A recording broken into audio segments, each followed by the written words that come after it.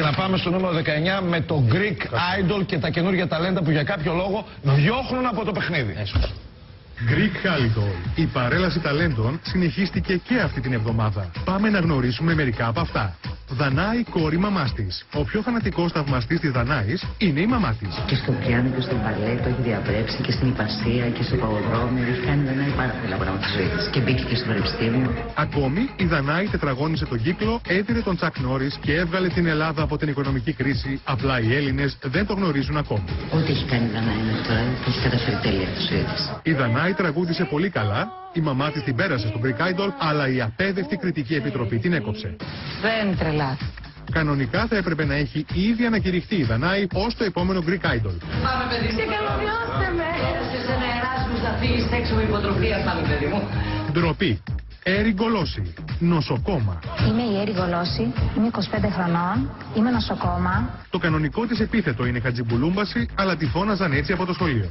Επειδή και καλά ξέρω. Τι καλά. Λόγω της εμφάνισης. Η κρυφή ιστορία του καλλιτεχνικού ψευδονύμου Γκολόση κρύβεται στο μάθημα των αρχαίων ελληνικών. Όταν οι συμμαθητές της φώναζαν τι κόλος ή, το τι έφυγε, έμεινε το κόλος ή και μπήκε και ένα γάμα μπροστά. Δηλαδή έβαλες και ένα γάμα μπροστά.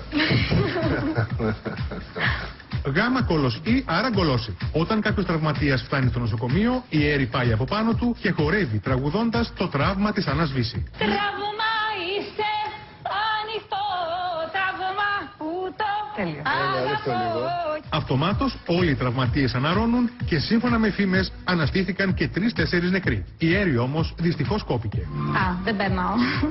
Κάνοντας τους ασθενείς του νοσοκομείου που εργάζεται να παραλυρούν από χαρά. Αλέξανδρος Λί. Ο Αλέξανδρος ασχολείται με το καράτε. Ασχολούμαι με το καράτε εδώ και 4 χρόνια και σε 2 μήνες θα πάρω μαύρη ζώνη. Αλλά και με το καρατόκι. Ένα συνδυασμό καράτε και καραόκι, όπου αφού σπάσει στο ξύλο τους αντιπάλους του, κάθεται από πάνω τους και τους τραγουδάει για να τους αποτελειώσει. Σατανικότατο.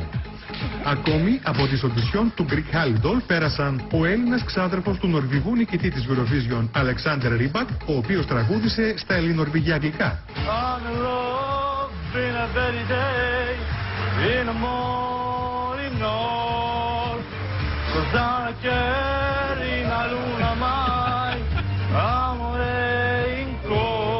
Αλλά δεν κόπηκε γι' αυτό, κόπηκε γιατί τραγούδισε Μιχάλη Χατζηγιάννη με το λάθος τρόπο. Προσέξτε, λάθος τρόπος.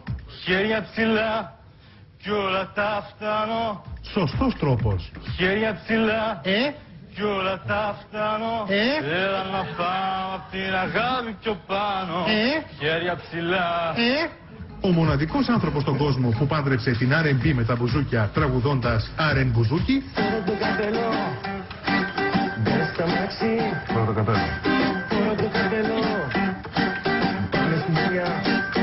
Αλλά και ο Μπάμπης Γιονσές, ο οποίος εκμεταλλεύτηκε το όνομά του για να κάνει καριέρα ως B. Γιονσές, ξεπατικώνοντας και τις χορογραφίες της Beyoncé.